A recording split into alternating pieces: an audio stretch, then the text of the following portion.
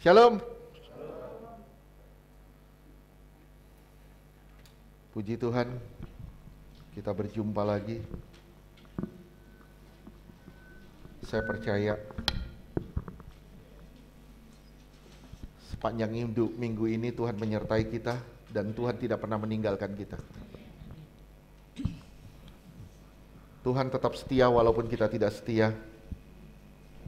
Tapi jangan biarkan dirimu tetap tidak setia. Karena Tuhan yang kamu layani adalah Tuhan yang setia. Amin. Amin. Kita percaya Dia baik. Dia mengasihi kita. Dia memelihara hidup kita dengan sempurna. Hari ini Tuhan mau kita berbagi tentang mengejar kesempurnaan. Mengejar kesempurnaan. Saudara sudah tahu semua di sini. Tujuan saudara jadi orang percaya apa sih? Saya yakin semua udah tahu. Ikna, tujuan kamu jadi orang percaya apa?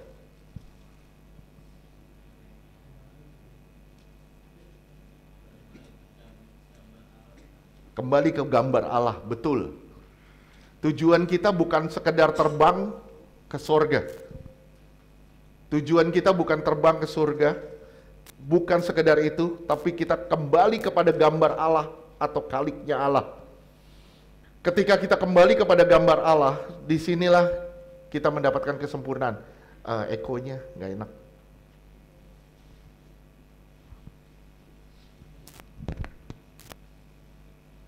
Ya, thank you. Masih? Enggak. Oke. Tujuan kita adalah kembali kepada gambar Allah yang telah hilang akibat dosa. Dosa membuat wujud Allah atau gambar Allah hilang di dalam diri manusia. Oleh sebab itu semuanya lewat kematian Yesus di kayu salib, Dia membuka jalan supaya gambar itu kembali lagi. Nyata di dalam saudara juga di dalam saya. Proses menuju kesempurnaan melalui proses pertumbuhan rohani. Itu nggak bisa dilepasin. Saya ulang sekali lagi, proses menuju kesempurnaan tidak bisa dilepaskan dengan proses pertumbuhan rohani. Saudara lihat anak bayi waktu baru lahir bisa buat apa? Nggak bisa. Nggak bisa buat apa-apa selain nangis. Tapi waktu berjalan, dia mulai bisa belajar berjalan. Dia mulai belajar berbicara. Dia mulai mengerti sesuatu, dia mulai mengerti bisa memisahkan, bisa melihat dan bisa memisahkan barang-barang. Ini apa, ini apa, ini apa, ini apa. Dia mulai bisa berkomunikasi.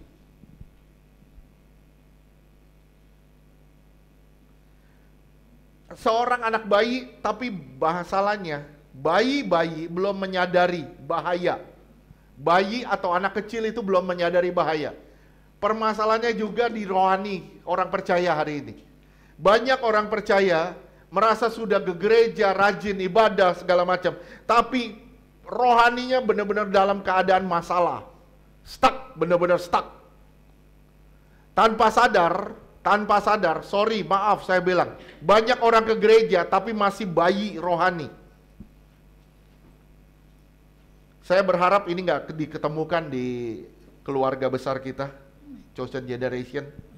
Kita semua bertumbuh ke arah kedewasaan rohani. Bayi atau anak kecil itu tidak menyadari bahaya. Dia berani pegang listrik. Kenapa? Karena dia tidak menyadari bahayanya. Dia bisa main pintu, dia nggak nyadari bahayanya, kejepit. Bahkan dia bisa lari tengah jalan. Karena apa? Karena dia tidak menyadari bahayanya. Begitupun bayi rohani. Dosa tablas terus. Kesalahan tablas terus. Kenapa? Karena dia masih bayi rohani dan dia tidak mengerti bahayanya. Begitu saudara mulai dewasa, saudara mulai mengerti yang namanya bahaya-bahaya. Konsekuensi dari setiap apa yang kita buat. Saya ulang ya, Tuhan bukan pembalas. Tuhan bukan pembalas. Tapi ingat, apa yang kamu tabur pasti kamu tuai. Tuhan tidak pernah membalas. Mana mungkin Tuhan bilang, jangan membalas kejahatan dengan kejahatan. Tapi kita sebagai orang percaya, kita sering mau membalas orang yang jahat sama kita. Saya bilang sama saudara, inilah ciri-ciri orang yang masih bayi rohani. Dia nggak ngerti yang namanya bahaya, ditablas terus. Bayi rohani juga tidak bisa bertahan di tengah badai. Bayi rohani juga tidak bisa bertahan di tengah badai. Saudara pernah lihat kapten kapal seorang anak kecil? Nggak mungkin. Kenapa? Karena dia belum bisa tahu gimana cara mengemudi, bagaimana caranya dia menghindari karang, bagaimana caranya dia melawan ombak. Tapi kalau saudara orang dewasa rohani, saudara harus ngalamin badai-badai itu. Saya ulang, saudara di bawah Tuhan, seakan-akan saudara di bawah Tuhan ke satu titik di mana saudara cuma ngelihat badai tok, dan saudara mengalami badai-badai aja. Apakah ini mudah? Enggak. Kadangkala untuk mendewasakan kita, Tuhan menaruh, saya sering bilang sama saudara, Tuhan mengizinkan besi di sekitar kita. Tujuannya apa? Supaya kita dipertajam. Saya pernah masuk di dalam satu pelayanan, saya pernah share sama seseorang. Dia bilang gini, saya bilang, kadangkala Tuhan harus menaruh besi di tengah kita. Dia bilang, iya Pak, suami saya besi tua, katanya. Saya nggak mau kalah dong, sebagai seorang konselor saya nggak mau kalah. Saya bilang gini, kalau suamimu besi tua, keluargamu rongsokan.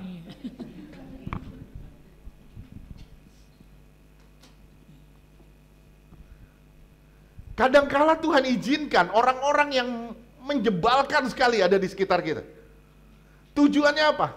Supaya kita melatih kasih kita, kesabaran kita dalam menghadapi orang-orang seperti ini. Tuhan izinkan berbagai masalah terjadi dalam hidup kita. Tujuannya satu, lu mau lihat Tuhan, lu harus lewatin badai. Nggak ada cara lain. Kalau saudara benar-benar mau lihat Tuhan, saudara harus kuat di dalam badai. Dan itu membuktikan kedewasaan rohani saudara. Saya bilang sama saudara, jangan pernah nyerah dengan keadaan. Tapi nyerahlah sama Tuhan. Kalau saudara nyerah sama Tuhan, saya berani bilang sama saudara, masalahmu pasti akan nyerah sama kamu. Masalah kita nggak ada artinya. Masalah kita nggak ada kuasanya, tapi Tuhan jauh lebih berkuasa dari semuanya. Tuhan giring kita kepada suatu kedewasaan rohani. Bahayanya apa? Kita masih terjebak di dalam sifat kekanak-kanakan itu. Saya ulang ya, kita seringkali terjebak di dalam sifat kekanak-kanakan. 1 Korintus 3 ayat 1.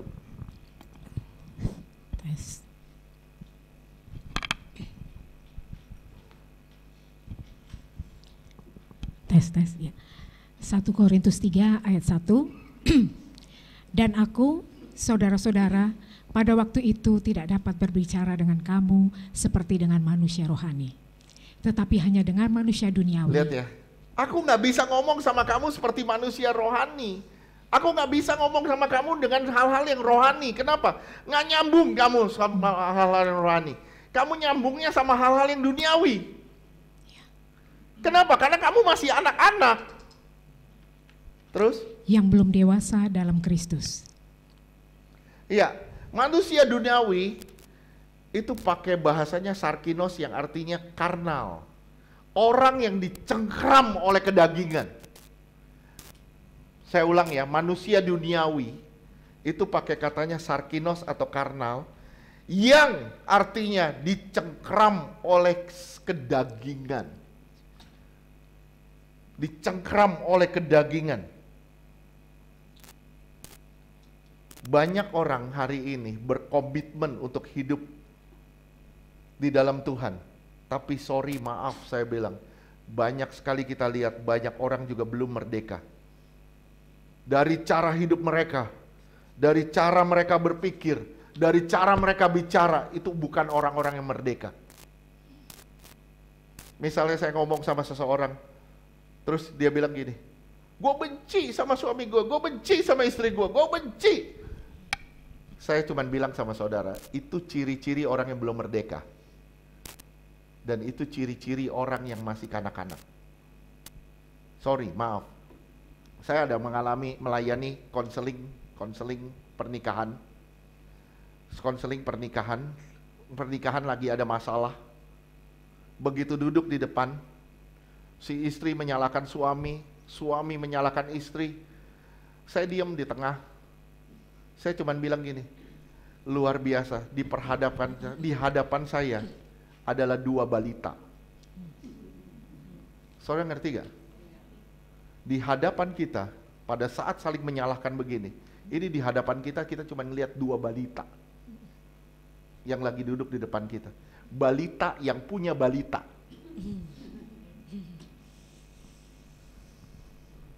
Bukankah ini suatu bahaya? Kalau saudara masih nuntut sama orang, lu berubah. Terus kita bilang, lu dulu yang berubah, lu dulu. Kapan kita mau berubah? Siapa yang duluan? Kita gak usah nuntut orang lain berubah, mulai dari diri kita yang berubah.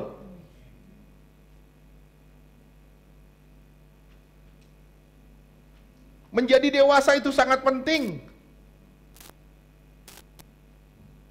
Sangat penting. Karena kemuliaan hanya diberikan pada orang Kristen yang sudah dewasa. Saya ulang ya. Menjadi dewasa itu sangat penting. Karena kemuliaan di ujung jalan hidup saudara hanya diberikan pada orang Kristen yang dewasa.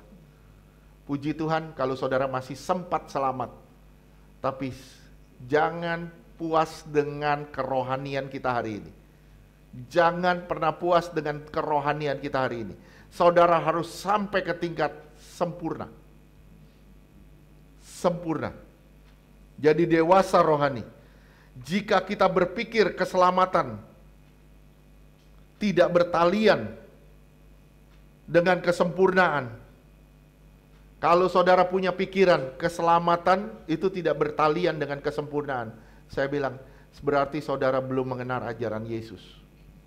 Karena keselamatan itu adalah jalan menuju kesempurnaan.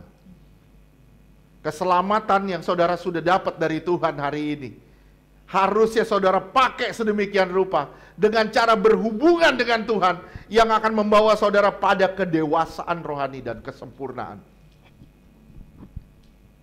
Saudara harus belajar ajaran Tuhan. Kesempurnaan itu komitmen untuk taat kepada kehendak Tuhan. Saya ulang sekali lagi.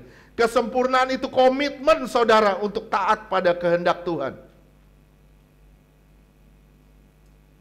Kesempurnaan itu saudara seakan-akan lagi dipersolek, lagi didandani sama Tuhan. Ingat peristiwa Esther? Waktu dia mau dipersunting, waktu dia mau dijadikan ratu, dia harus didandani berapa lama? 6 bulan, 6 bulan, jadi 12 bulan.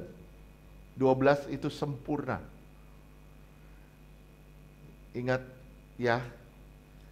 Jadi dia didandani. 6 bulan dengan apa? Dengan wangi-wangian. Termasuk mur. Mur itu penderitaan. Kadangkala lewat masalah, lewat persoalan, lewat penderitaan, itu Tuhan lagi mendandani saudara. Saya cuma bilang ya sama saudara, bukan berarti Tuhan jahat membawa saudara pada masalah atau membawa saudara pada penderitaan, bukan berarti itu. Tapi Tuhan izinkan itu sendiri, Tuhan izinkan itu supaya saudara belajar dari Dia. Saudara nggak hidup lagi, simak ya, saudara nggak hidup lagi dengan panca indera. Amin. Saya selalu bilang iman itu harus tutup mata, nggak tutup telinga, nggak ada hubungannya dengan panca indera. Begitu indera saudara mulai main, indera perasa, indera perlihat, saudara pasti akan jatuh dalam ketakutan. Begitu saudara mulai dengar, masalah mulai muncul, saudara pasti jatuh dalam dosa ketakutan, kekhawatiran dan segala macam.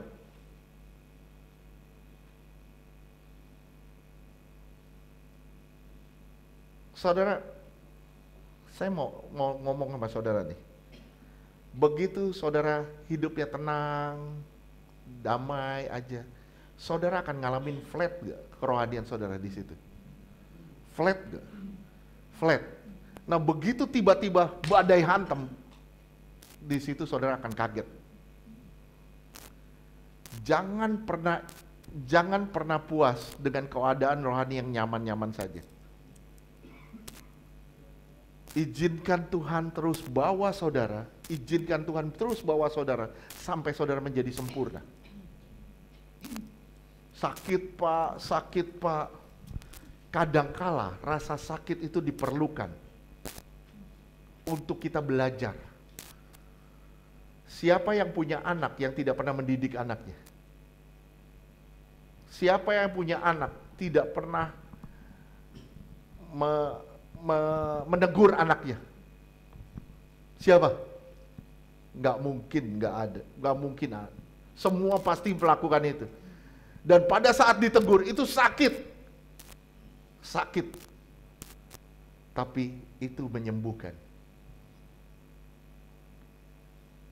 Obat itu pahit, tapi membawa kita pada kesembuhan. Masalah itu pahit, tapi membawa kita pada kesempurnaan. Amin. Yang pertanyaan saya, bagaimana hubungan saudara dengan Tuhan hari ini? Saudara memanfaatkan nggak kesempatan yang Tuhan beri? Memanfaatkan nggak keselamatan yang Tuhan sudah beri buat saudara? Tuhan mau saudara mengenal Dia dengan benar. Sekali lagi, Tuhan mau saudara mengenal Dia dengan benar. Efesus 1 ayat 18.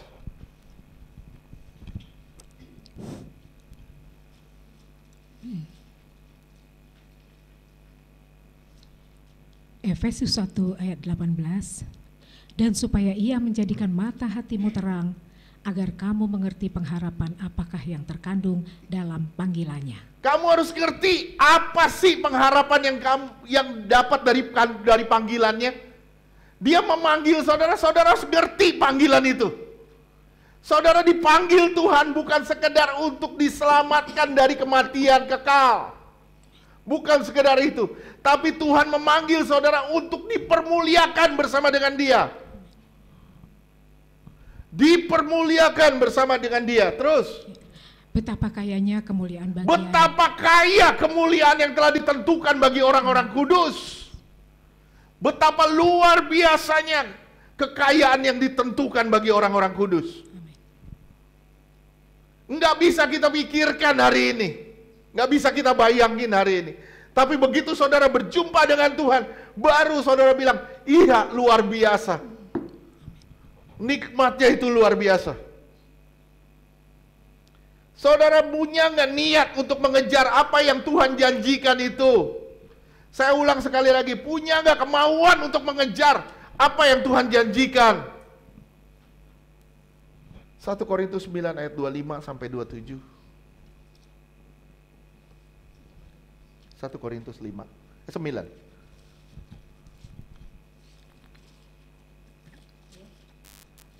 25. 1 Korintus 9 ayat 25 sampai 27. 1 ayat 25. Ayat 25. Ayat 25. Nah, ya. Tiap-tiap orang yang turut mengambil bagian dalam pertandingan menguasai dirinya dalam segala hal. Kuasai diri saudara dalam segala hal. Jangan sampai saudara dikuasai sama kedagingan. Ingat yang tadi, karnal, sarkinos, orang yang dikuasai oleh kedagingan. Jangan sampai saudara dikuasai oleh kedagingan, tapi saudara harus menguasai diri saudara sedemikian rupa. Karena kenapa? Karena saudara sedang dalam satu pertandingan. Semua di sini, ini dalam satu arena pertandingan. Saya bilang, semua saudara yang di sini, termasuk saya, kita dalam satu arena pertandingan. Entah nanti saudara dapat mahkota kemuliaan ataupun enggak, keputusannya dari hari ini. Dari semenjak saudara terima Yesus sebagai Tuhan dan Juru Selamat. Saudara lari sedemikian rupa, terus. Mereka berbuat demikian untuk memperoleh suatu mahkota yang fana, tapi kita untuk memperoleh suatu mahkota yang abadi. Iya, tujuannya saudara akan dapat mahkota abadi, terus. Sebab itu aku tidak berlari tanpa tujuan, dan aku bukan petinju yang sembarangan saja memukul. Tetapi aku melatih tubuhku dan menguasainya seluruhnya. Iya, aku kuasai tubuhku sedemikian rupa. Terus? Supaya sesudah memberitakan Injil kepada orang lain, jangan aku sendiri ditolak. Iya, jangan sampai aku sendiri ditolak. Kalau sampai kedagingan yang menguasai saudara, saudara walaupun saudara memberitakan Injil, saudara rajin pelayanan kemana-mana, saudara giat dalam pelayanan, sorry, kalau saudara masih dikuasai oleh kedagingan, Paulus bilang apa? Aku sendiri akan ditolak. Bertumbuhlah di dalam pengenalan. Mari sama-sama kita belajar satu perikop dari Filipi 3 ayat 1 sampai 15.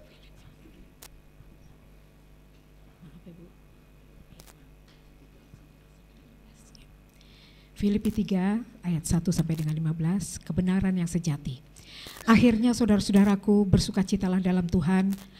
Menuliskan hal ini lagi kepadamu tidaklah berat bagiku dan memberi kepastian kepadamu. Iya. Hati-hatilah terhadap anjing-anjing, hati-hatilah terhadap pekerja-pekerja yang jahat, hati-hatilah terhadap penyunat-penyunat yang palsu, karena kitalah orang-orang bersunat, yang beribadah oleh Roh Allah dan bermegah dalam Kristus Yesus dan tidak menaruh percaya kepada hal-hal lahiriah. Iya. Kita nggak menaruh percaya pada hal-hal lahiriah. Jadi gini, hal lahiriah itu seperti gini ya. Lahiriah. Ya maklum lah kalau cepet-cepet namanya biasa, kalau orang cari perhatian suka gitu emang. Jadi kita nggak menaruh hal-hal lahiriah, walaupun saudara Paulus bilang gini seakan-akan, walaupun lu pelayanan, walaupun aktif ibadah, orang akan ngelihat kita rohani. Orang bisa ngelihat kita rohani, tapi di mata Tuhan belum tentu kita rohani. Kita menaruh pengaruh kita bermegah dalam menaruh percaya kita pada hal rohani, tapi kita nggak begitu. Sorry ya, maaf ya, kejahatan tetap nggak bisa dibungkus dengan kebaikan. Tetap nggak akan bisa. Firman Tuhan bilang tetap akan kecium kesalahannya. Nggak bakal bisa. Tetap akan kecium ke baunya. Terus lanjutkan ayat berikutnya. Sekalipun aku juga ada alasan untuk menaruh percaya pada hal-hal lahiriah, jika ada orang lain menyangka dapat menaruh percaya pada hal-hal lahiriah, aku lebih lagi. Iya. Ayo kalau mau banding-bandingkan soal lahiriah, terus. Disunat pada hari ke-8 dari bangsa Israel, dari suku Benyamin, orang Ibrani asli, tentang pendirian terhadap hukum Taurat, aku orang Farisi. Oke, nih ya, 3 hal penting untuk menggapai kesempurnaan. Yang pertama, kita lihat di ayat 5 sini. Paulus bilang, aku disunat di hari ke-8 dari bangsa Israel, dari suku Benyamin, orang Ibrani asli, tentang pendirian terhadap hukum Taurat, aku orang Farisi. ini mengejar kesempurnaan yang pertama, saya bilang adalah kesadaran saudara. Mulailah dari menyadari kesalahan-kesalahan kita. Semua harus dimulai dari kesadaran kita. Kalau saudara tidak pernah sadar, saudara tidak pernah bangun. Hanya orang pingsan yang nggak tahu apa-apa, yang nggak sadar. Kalau saudara sadar, saudara pasti bangun. Saudara mau dicubit, mau diapain, bisa. Coba saudara ke ICU, cubit orang di ICU. Kalau bangun hebat.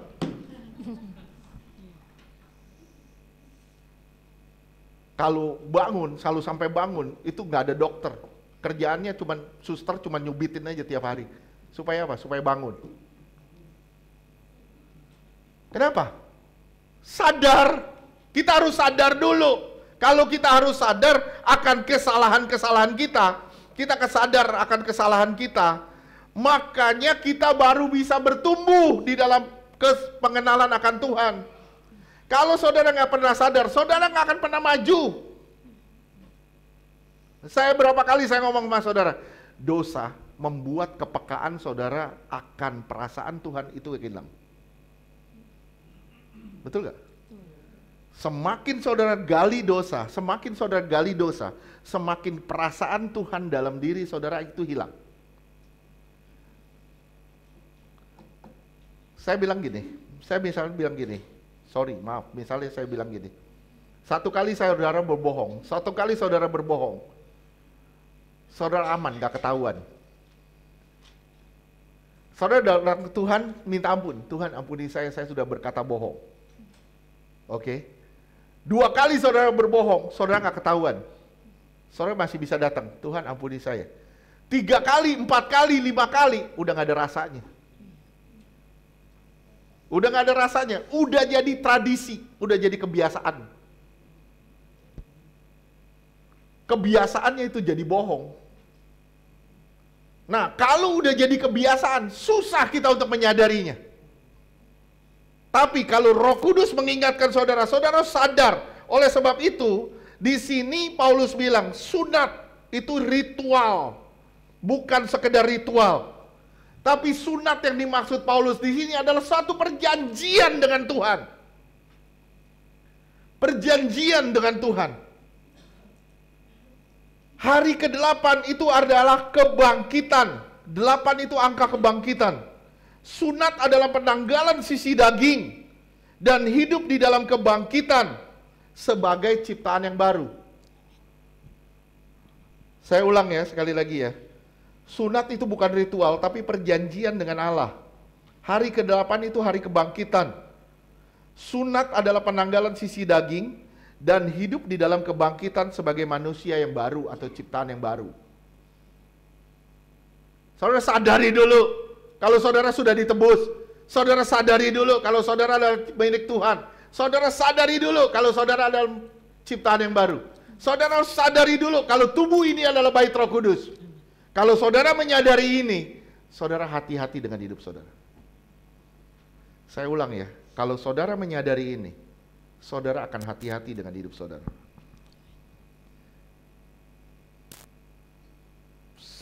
Paulus bilang, aku dari suku Benyamin. Dari suku Benyamin. Raja pertama Israel siapa? Saul. Dari suku apa? Benyamin. Saulus bahasa Inggrisnya Saul. Sama sebenarnya. Itu manusia lama. Dia bilang dulu aku Saul. Sekarang aku dirubah jadi ciptaan yang baru. Aku jadi Paulus. Aku sudah berubah total. Saudara sadari kalau saudara itu milik Tuhan.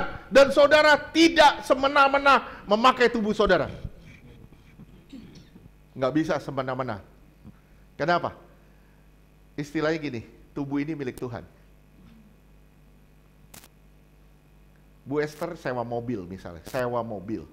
Apakah Bu Esther bisa semena-mena? Ibu Esther sewa mobil, Ibu Esther bawa mobilnya, Ibu Esther berhak untuk nabrakin mobil itu kemana-mana. Bisa nggak? Nggak bisa, Pak. Nggak bisa. Kenapa? Itu pinjaman. Saudara sadar nggak? Tubuh ini pinjaman loh. Sadar gak sih? Sadar gak? Oleh sebab itu tubuh ini sementara. Ini sementara, ini bukan kekal. Kenapa? Karena ini pinjaman. Kalau saudara sadar ini pinjaman, lu hati-hati lu pakai tubuh lu. Jangan sembarangan. Paulus adalah orang Farisi. Orang Farisi adalah orang yang ketat menjalankan hukum perjanjian lama. Mempunyai gaya hidup yang tinggi atau standar yang tinggi. Mereka pikir ini adalah gaya sorgawi. Mereka pikir ini adalah gaya sorgawi. Rajin ibadah, persepuluhan, persembahan, segala macam. Sorry ya, maaf ya. Saudara mau rajin ibadah seminggu 7 kali dalam sehari. Kalau gaya hidupmu gak berubah, saya bilang, you warga neraka bukan warga sorga. Tetap itu jadinya. Mau dibolak-balik kayak apapun tetap itu.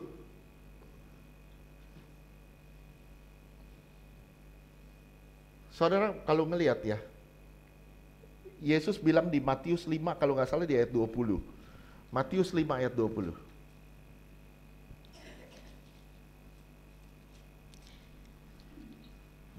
Matius 5 ayat 20.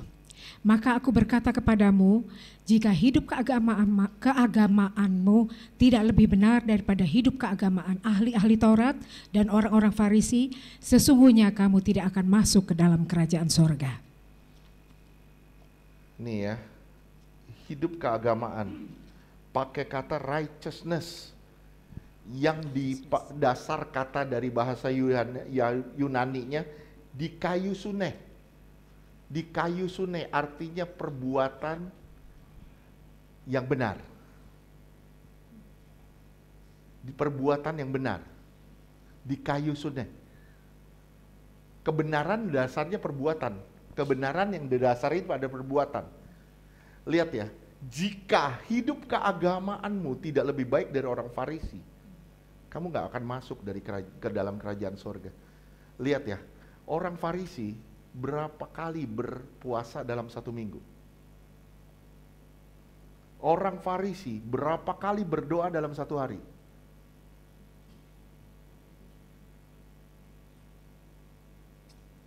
Saudara mikir gak ke situ? Jika hidup keagamaanmu tidak lebih baik dari mereka, engkau tidak akan masuk dalam kerajaan sorga.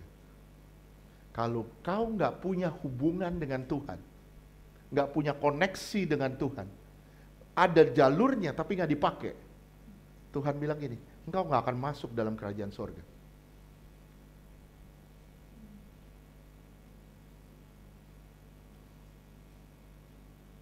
Makanya kalau saudara lihat lagi di perlengkapan senjata, ini baju jirah apa? Baju jirah apa? Keadilan? Betul, keadilan. Lihat bahasa Inggrisnya, righteousness. Lihat bahasa Yunaninya, di kayu suneh. Jadi baju jirah ini adalah baju jirah kebenaran yang didasarkan pada perbuatan. Kenapa diterjemahkan sampai di bahasa Indonesia keadilan?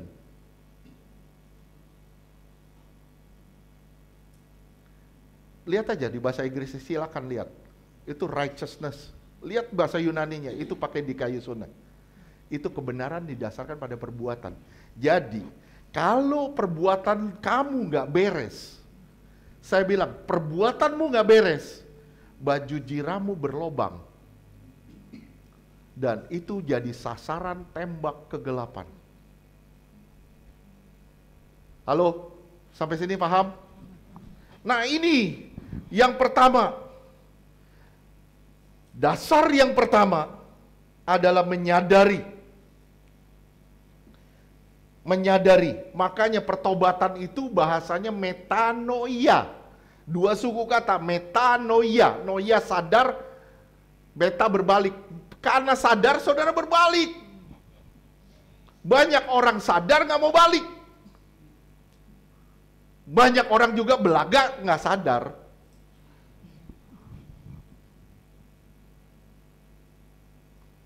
Sorry, saya ngomongnya. Kerohanian tidak ditentukan oleh kegiatan eksternal. Saya ulang, kerohanian tidak ditentukan oleh kegiatan eksternal. Tapi berasal dari dalam kita, yang muncul dari dalam. Bagaimana saudara membangun hubungan dengan Tuhan? Jangan pernah bangun hubungan dengan Tuhan sebagai ritual, tapi bangun hubungan dengan Tuhan sebagai dasar kerinduan. Kalau saudara rindu sama Tuhan, saudara akan chatting terus sama Tuhan. Oke? Kalau saudara nggak rindu, saudara nggak chatting-chatting sama Tuhan. Siapa di sini lagi pacaran?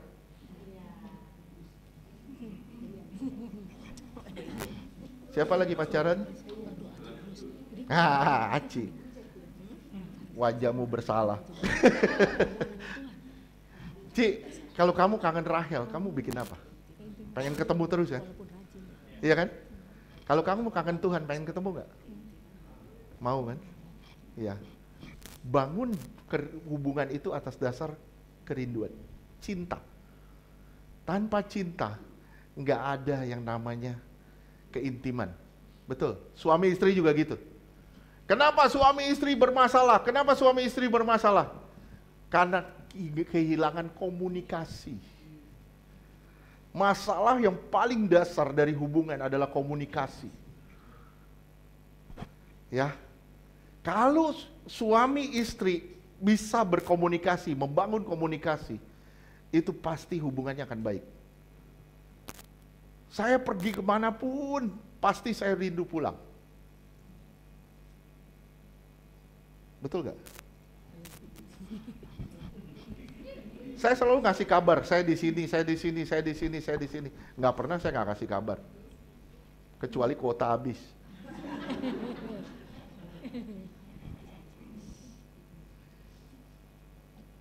Kalau saudara punya kerinduan, saudara pasti hubungan terus. Nggak mungkin nggak.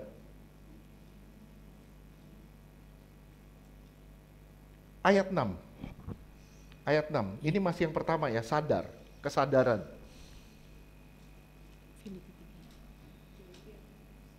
Filipi 3 ayat 6. Langsung baca. Ya. Filipi 3 ayat 6. Tentang kegiatan aku penganiaya jemaat, tentang kebenaran dalam mentaati hukum Taurat, aku tidak bercacat. Aduh, lihat ya, 631 tuntutan, Paulus berani ngomong, aku tidak bercelah. Hebat loh nih orang, saya bilang. Begitu taatnya dia menjalani agamanya. Begitu taatnya dia menjalani hukumnya. Apakah saudara begitu juga mengetatkan diri saudara untuk dekat sama Tuhan? Dan dia bilang penganiaya jemaat. Sorry, maaf saya bilang bahasa Inggrisnya itu zeal. Yang artinya semangat yang berapi-api. Dia bersemangat berapi-api untuk menganiaya jemaat.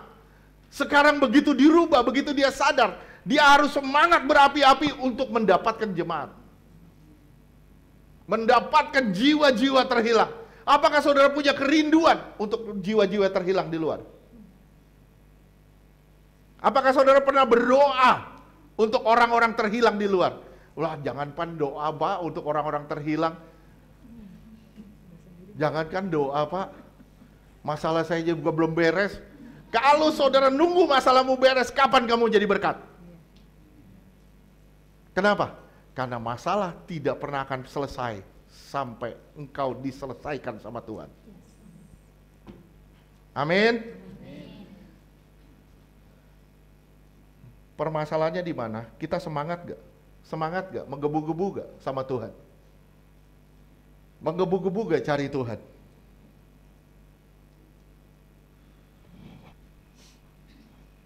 Lihat ya, Paulus itu berubah dalam perjalanannya ke Damsik. Saudara pasti semua udah tahu, betul gak? Apanya sih? Tuhan jamah apanya sih yang pertama? Jamaah apa aja sih? Sampai dia bermasalah? Matanya dulu. Matanya dulu dibikin buta. Betul gak sih? Waktu perjalanan ke Damsyik, matanya dulu yang bikin buta.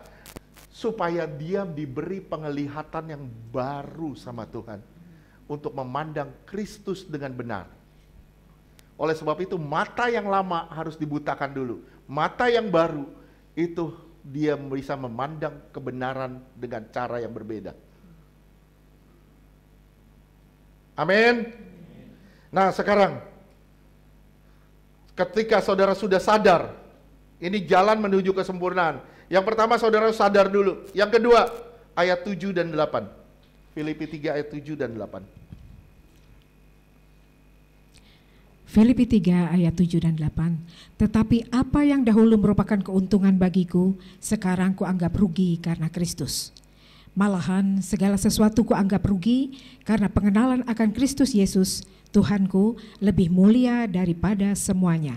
Oleh karena dialah, aku telah melepaskan semuanya itu dan menganggapnya sampah. Iya. Supaya aku memperoleh Kristus. Ini luar biasa loh. Saya kasih satu pengertian yang lebih mudah supaya saudara bisa ngerti. Ini perubahan prioritas.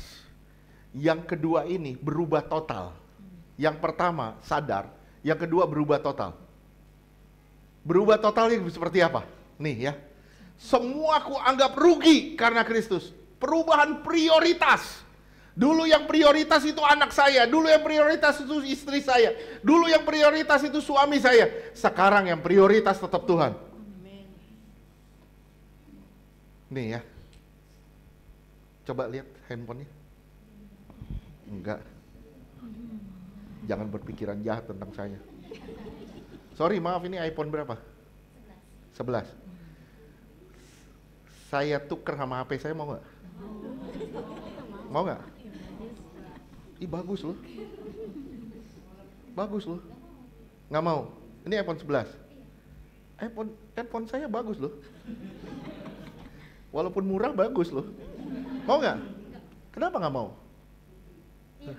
Rugi. Dia tahu hitungan. Betul nggak? Saudara tahu hitung-hitungan nggak? Nah, gimana saudara menilai Kristus? Bagaimana caranya saudara menilai Kristus? Apakah saudara menganggap rugi semuanya ditukar dengan Kristus?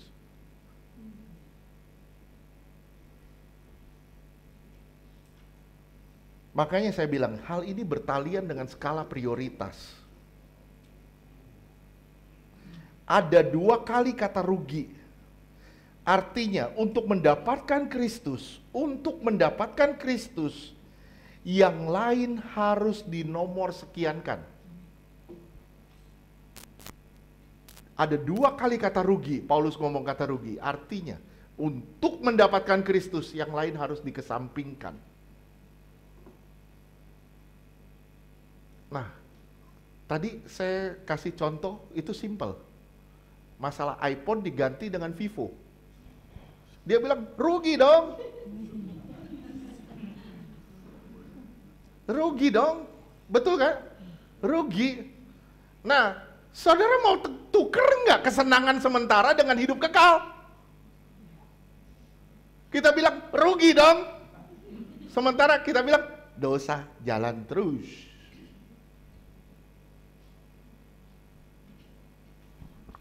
Saya bilang nggak nyambung apa yang kita ucapkan dengan apa yang kita lakukan. Pernah dengar khotbah saya, orang munafik apa? Ucapannya dengan perbuatannya nggak connect, nggak nyambung. Itu munafik.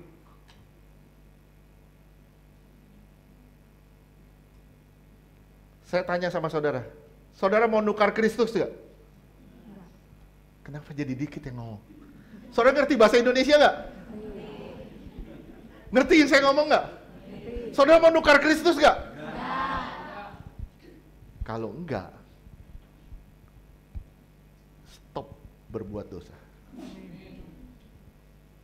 Katakan tidak pada dosa. Ya, ada partai bilang tidak pada korupsi, tidak pada korupsi. Semuanya koruptor. Saya berharap apa yang saudara ucapkan dan apa yang saudara lakukan itu nyambung, connect benar.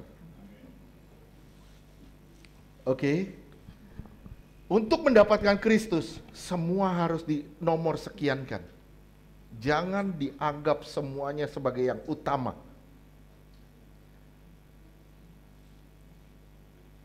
Ini menyangkut hati kita.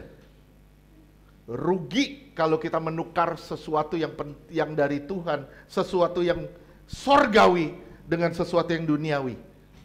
Amin. Karena buahnya semua adalah pengenalan akan Tuhan. Buah dari semuanya adalah pengenalan akan Tuhan. Saudara lihat Matius 19 ayat 20 sampai 22.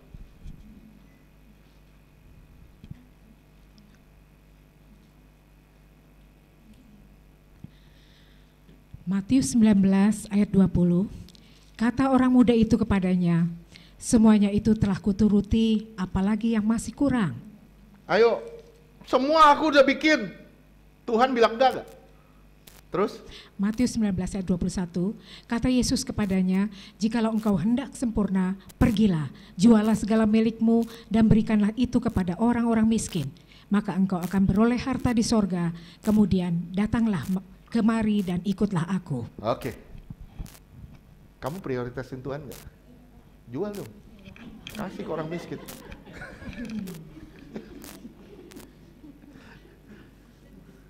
Nggak mau dia. Oke, terus?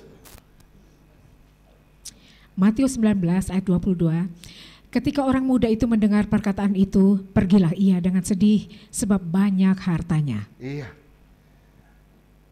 Kita punya harta boleh. Boleh. Tapi jangan sampai harta itu menguasai kita. Kalau harta, aset itu menguasai kita, begitu hilang sedikit kita akan sedih.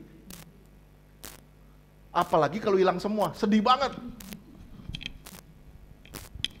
Boleh saudara punya, tapi jangan dikendalikan sama itu. Ingat saya bilang, saudara itu manajer, Tuhan itu owner. Saudara diberi sama Tuhan untuk mengelolanya, bukan untuk menguasainya. Begitupun tubuhmu. Tubuh itu diberi Tuhan untuk dikelola sama saudara, bukan dikuasai. Kalau tubuhmu saudara kuasai, saudara pasti jatuh terus di dalam dosa dan saudara bilang, legal.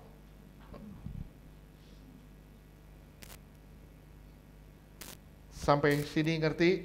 Ini yang kedua, berubah total. Yang pertama, sadar. Yang kedua, berubah total. Yang ketiga, berlari mengejar tujuan. Berlari mengejar tujuan. Ayat 12 dan 13. Filipi 3 ayat 12 dan 13.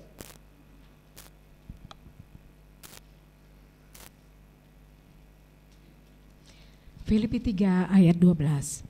Bukan seolah-olah aku telah memperoleh hal ini atau telah sempurna, melainkan aku mengejarnya kalau aku dapat juga menangkapnya, karena aku pun telah ditangkap oleh Kristus Yesus. Ya, aku kejar karena aku telah ditangkap, oleh sebab itu aku kejar. Siapa di sini yang belum ditangkap Yesus? Saya yakin kalau saudara datang ke sini, saudara udah ditangkap Yesus. Amin. Tapi permasalahannya, apakah saudara mengejar? Permasalahannya di situ. Terus lanjutkan ayat 13. Filipi 3 ayat 13. Saudara-saudara, aku sendiri tidak menganggap bahwa aku telah menangkapnya. Tetapi ini yang kulakukan, aku melupakan apa yang telah di belakangku dan mengarahkan diri kepada apa yang di hadapanku. Oke. Saudara perhatiin ya. Kalau saudara balap lari, apakah saudara bisa rest sebentar? Lari misalnya. Saya bilang kalau kekristenan ini lari sprint, lari cepat tapi jarak jauh. Lari cepat tapi jarak jauh. Dan itu nggak ada tempat buat rest. Lari terus, kejar itu kesempurnaan. Kejar kesempurnaan.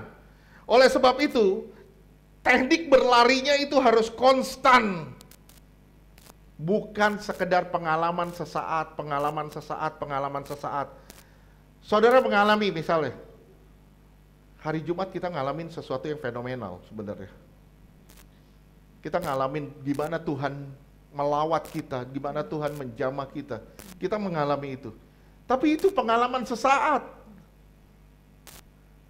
Kita nggak bisa bawa itu setiap hari.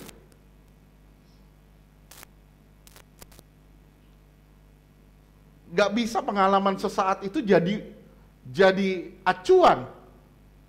Jadi modal oke, pertama. Tapi kita harus bertumbuh terus. Kesempurnaan, kata kesempurnaan dan kedewasaan itu pakai kata yang sama. Di Alkitab kita dibedakan, tapi di bahasa Yunani itu pakai kata yang sama, teleios, yang artinya mature atau full grow, mature. Pakai katanya sama. Jadi dewasa sama sempurna itu sama. Jadi kalau saudara dibilang saudara mau dewasa rohani, berarti saudara sempurna dalam kerohanian. Sempurna dalam menjalani firman Tuhan. Sempurna dalam menggenapi rencana Tuhan. Mengejar sasaran, kejar kesempurnaan.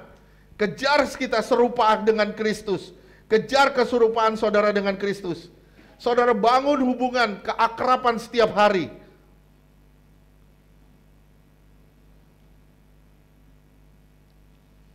Jangan sampai saudara dikecohkan oleh segala hal yang berbau duniawi di kiri kanan kita. Akhirnya apa? Membuat kita nggak fokus lagi sama Tuhan. Nggak fokus lagi sama Tuhan. Kalau nggak salah di Amos 3 ayat 3.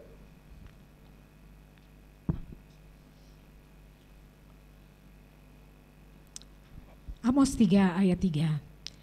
Berjalankah dua orang bersama-sama jika mereka belum berjanji? Saya berjanji sama Karen untuk setia. Oleh sebab itu saya berjalan bersama. Mulai dari satu perjanjian, kesadaran saudara, penyerahan diri saudara sama Tuhan, diikuti dengan yang lain, berubah total, sampai akhirnya saudara berjalan bersama Tuhan, sampai Tuhan bawa saudara pada kesempurnaan. Pak Yogo misalnya, nih ya, contoh. Pak Yogo misalnya pindah ke kota Purwodadi misalnya. Misalnya, jualan suike. Misalnya Pak Yogo pindah ke Purwodadi. Apakah Pak Yogo bisa menikmati kota yang baru? Bisa nikmatin nggak? Belum tentu, tergantung sejauh mana dia melepasin kota yang lama. Sadar gak? Saudara bisa nikmatin Tuhan gak? Belum tentu, sejauh kita melepaskan cara hidup yang lama. Sejauh saudara lepasin cara hidup yang lama, saudara akan menikmati Tuhan dengan cara yang berbeda. Amin? Semangat dong. Oke. Nah, ayo kita berlari mengejar kesempurnaan itu. Jangan biarkan kita dihalangi dengan apapun. Kita mau pindah dari dunia ini kepada surga. Mau nggak saudara menikmati surga setiap saat di dalam hidup saudara? Sekarang apa sih penghalang menuju kesempurnaan itu? Filipi 3 ayat 2. Penghalang menuju kesempurnaan itu. Filipi 3 ayat 2. Hati-hatilah terhadap anjing-anjing. Hatilah terhadap anjing-anjing, bukan anjing satu ya. Banyak. Bukan anjing satu, tapi anjing-anjing. Terus? Hati-hatilah terhadap pekerja-pekerja yang jahat. Hati-hatilah terhadap penyunat-penyunat yang palsu. Iya. Sekarang kita lihat. Masalah dari luar apa? Masalah dari luar apa? Di sini disebut anjing-anjing. Anjing-anjing apa sih? Pergaulan. Pergaulan orang-orang yang berdosa, orang-orang yang masih hidup dalam dosa. Masih hidupnya cemar, Saudara bergaul dengan mereka, saudara jadi sama serupa dengan mereka. Saudara pernah lihat ya, anak anjing bergaul sama anak bebek, akhirnya dia seperti bebek. Kenapa? Pergaulan. Kucing ngegonggong, ya kucing ngegonggong. Kenapa? Karena dia bergaul sama anak anjing. Dengan siapa engkau bergaul, di situ akan terlihat bagaimana caranya engkau bertumbuh.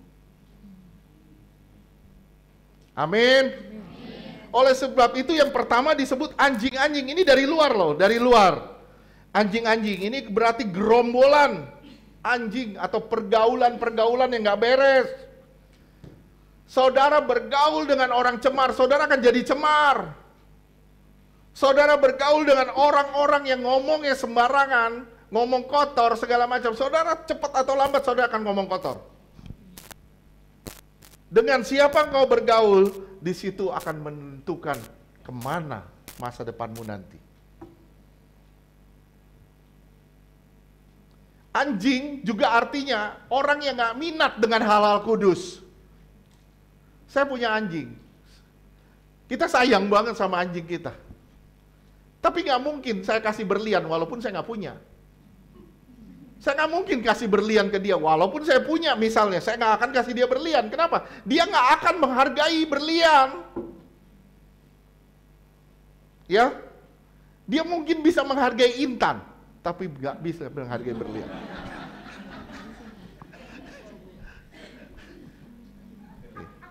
Siap Bu Pendeta, gini-gini gua pendeta katanya.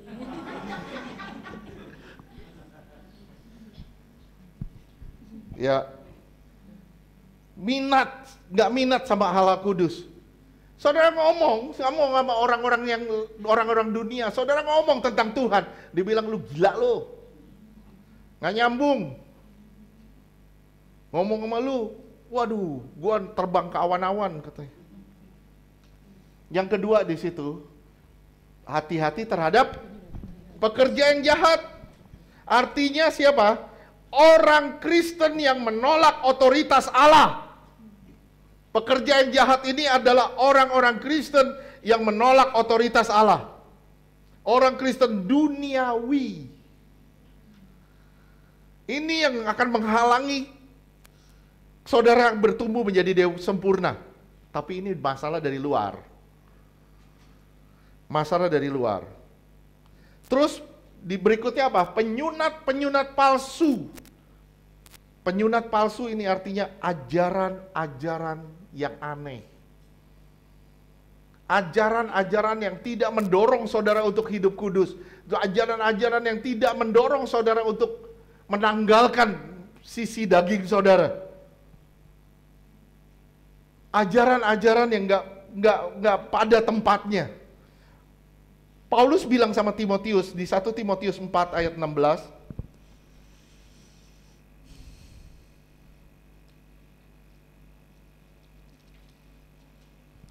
1 Timotius 4 ayat 16, awasilah dirimu sendiri dan awasilah ajaranmu. Awasi dirimu dan awasi pengajaranmu. Terus?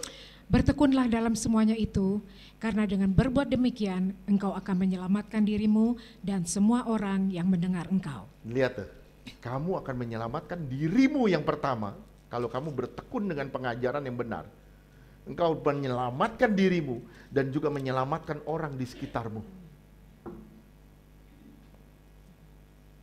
Hati-hati dengan anjing-anjing, gerombolan, orang-orang yang bergaul yang gak beres. Hati-hati dengan pekerja-pekerja jahat, orang Kristen yang gak menolak otoritas Allah, gak hidup tunduk di bawah kuasa Allah. Hati-hati dengan penyunat-penyunat palsu, pengajaran-pengajaran yang gak pada tempatnya. Efesus 4 ayat 14.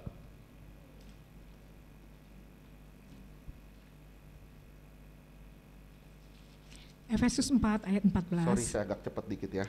Sehingga kita bukan lagi anak-anak yang diombang-ambingkan oleh rupa-rupa angin pengajaran, oleh permainan palsu manusia dalam kelicikan mereka yang menyesatkan. Saudara tahu kata diombang-ambingkan ini? Diombang-ambingkan ini pakai kata kapal yang terapung-apung.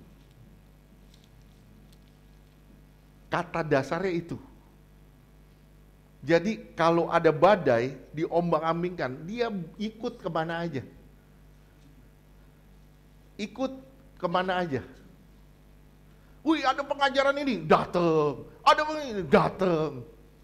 Ini akhirnya diombang-ambingkan dengan berbagai pengajaran. Oleh sebab itu, Yohanes bilang, kamu sudah ada Roh Kudus di dalam kamu. Roh Kudus itu akan mengajar kamu dan kamu tidak perlu diajar. Kenapa? Roh Kudus akan mengajar kamu. Kamu akan punya kepekaan mana yang benar, mana yang enggak. Mana yang dari Tuhan, mana yang bukan.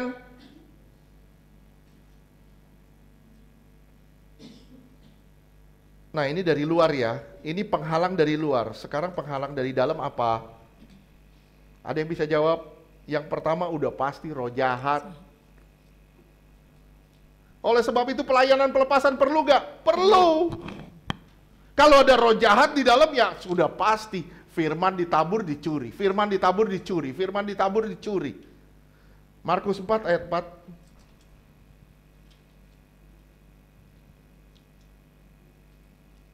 Markus 4 ayat 4. Pada waktu ia menabur sebagian benih itu jatuh di pinggir jalan. Lalu datanglah burung dan memakannya sampai habis. Burung datang makan sampai habis. Ayat 15. Markus 4 ayat 15. Orang-orang yang di pinggir jalan tempat firman itu ditaburkan, ialah mereka yang mendengar firman, lalu datanglah iblis dan mengambil firman yang baru ditaburkan di dalam mereka. Iya. Iblis, roh jahat datang, roh jahat datang, roh jahat datang, ambil benih firman itu. Saudara dengar firman nih. Dengar firman, saudara semangat. Sampai rumah, ngomong apa ya tadi? Apa ya? Gampang loh kalau ngomong. Kalau orang ngomong tentang orang lain, gosip. Gampang kita ingat. Bisa seminggu, bisa kita ingat. 2 minggu, 3 bulan, 4 bulan, masih kita ingat. Dulu gue pernah denger nih, dia pernah ngomong gini nih. Bener nih, bener. Begitu dengar firman Tuhan, baru pulang. Apa ya? Apa ya? Naik mobil kena gajlukan dikit, dek, lupa semuanya.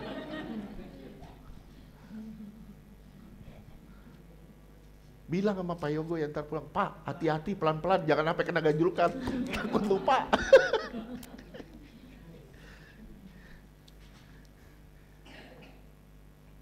Ya, dari dalam yang pertama itu roh jahat.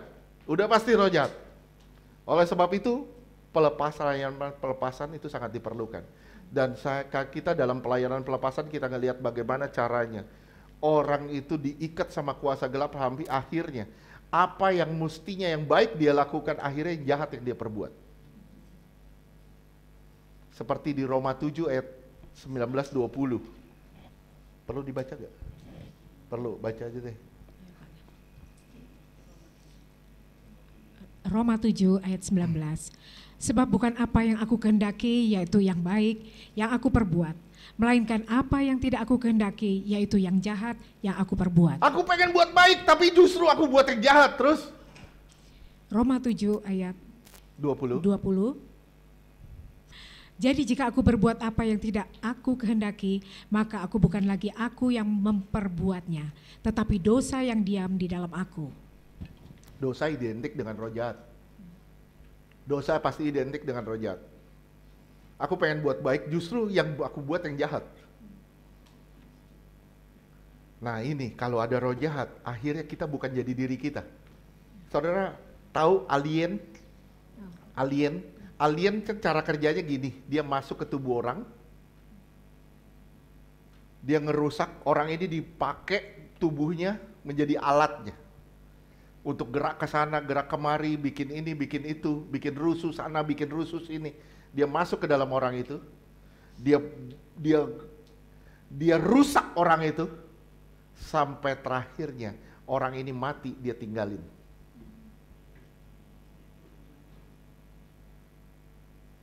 Sampai sini ngerti?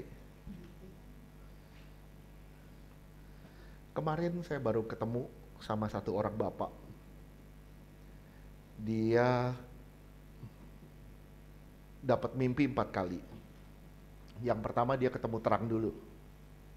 Yang kedua dia masuk ke dalam satu lorong, dia jalan sama Tuhan. Dia masuk ke dalam satu lorong, di kiri kanannya ada tangan, tapi tenggelam. Ada telinga, tenggelam semua, cuman telinga doang. Ada jari doang. Semuanya teriak, minta tolong. Oke, hari ketiga dia mimpi lagi.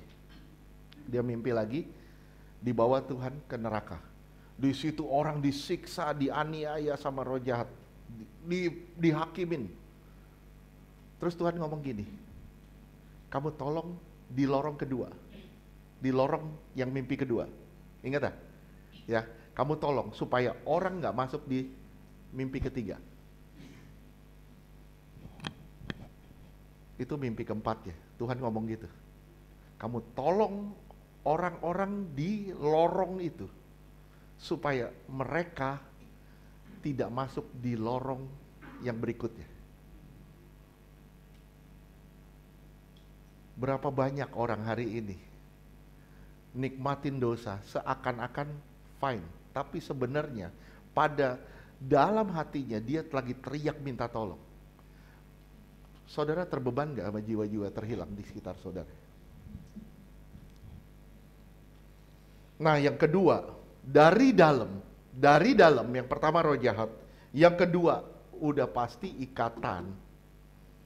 Orang yang kakinya terikat, terbelenggu, itu nggak bisa jalan, apalagi kalau ngomong lari. Bagaimana dia bisa sampai sempurna? Kakinya terikat. Terikat dengan apa? Terikat dengan dosa, terikat dengan dosa A, dosa B, dosa C, dosa D. Terikat, nggak bakal bisa lari. Bagaimana bisa sempurna? Orang kakinya terikat. Nah, yang ketiga terikat juga dengan masa lalu. Berapa banyak orang diikat dengan masa lalu? Begitu ketemu suami atau ketemu istri, dosa 10 tahun lalu istri masih ingat. Lu pernah bikin ini ya 10 tahun lalu? Hebat lu ingatannya. Saudara harus bersyukur istri saudara punya ingatan yang luar biasa. Dosa kita 10 tahun lalu bisa dijabarin. Rinci lu, hebat lu. Waduh, ini bahaya loh. Orang begini itu hidup di masa lalu. Sebenarnya masa lalu harus ditinggalin supaya kita bisa masuk ke masa depan yang penuh harapan. Ini boro-boro masa lalu aja dipegang terus. Halo, yang sudah lewat, biarlah lewat. Siapa tuh yang ngomong tuh? Santi ya? Wis, luar biasa. Oh, Henny. Wis, luar biasa. Anda layak dapat minuman. Mau lagi.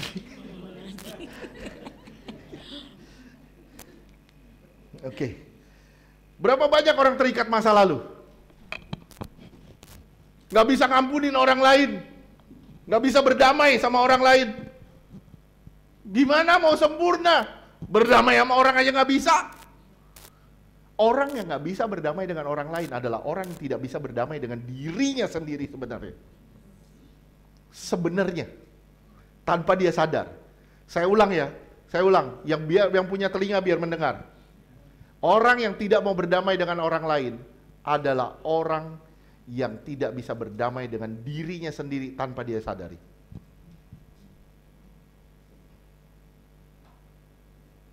Saya bilang sama saudara, kalau saudara mau berdamai, silakan berdamai. Kalau saudara nggak mau berdamai, silakan tanggunglah akibatnya. Berdamai seperti apa, Pak? Kadang, maaf, kita bisa ketemu orangnya. Hei, halo. Apakah ini suatu perdamaian? Belum tentu. Di hati kita begitu. Claudia,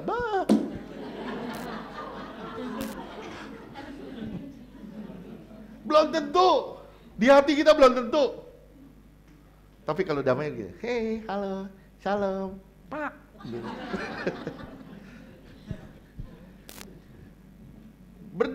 Berdamai di fisik, berdamai di hati. Ini masalah kepahitan. Masalah kepahitan nggak kelihatan. Kesamar. Kadang kita sendiri yang ngalamin belum tahu loh. Kita sendiri yang lagi ngalamin, kadang kita nggak sadar, kita lagi pahit hati. Bahayanya luar biasa loh.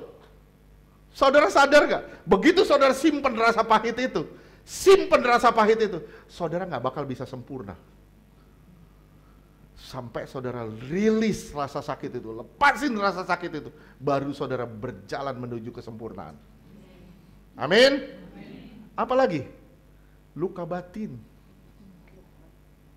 Gua gak pernah dipeluk sama mami gua, makanya gua cari pelukan di luar. Tawa lu. Gua gak pernah disayang sama mami gua, makanya gua cari kasih sayang sama mami gua. Gua cari perhatian sama mami gua. Itu salah. Itu salah. Kita nggak dapat perhatian di masa lalu, biarkan masa lalu itu sebagai sampah. Kenapa? Karena kita sudah manusia yang baru, yang tidak lagi menyimpan sampah. Berapa banyak orang Kristen masih nyimpan sampah sampai hari ini? Coba cium sebelahnya, bau sampah nggak? Ada bau sampah nggak? Kalau ada bau sampah, bilang lupain masa lalu.